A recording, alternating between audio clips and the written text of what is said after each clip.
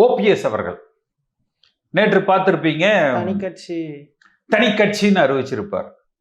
இதற்கு முன்பு பேசிய ஓபிஎஸ் எந்த நிபந்தனையுமின்றி நான் அதிமுகவில் இணைய விரும்புகிறேன், எப்படியா சேர்த்துக்கிட்டா போதும் என்பதாக பேசியிருப்பார்.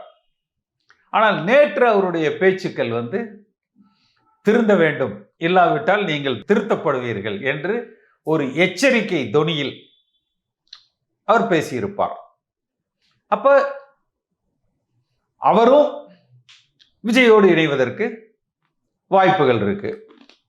அப்ப பிரச்சனை என்னன்னா, அதிமுக முகமாக இவர்கள் விஜய்க்கு மாறுகிற பொழுது அந்த பொது கட்சிக்காரங்களை மத்தியில ஒன்றும் பெரிய தாக்கம் ஏற்படாது.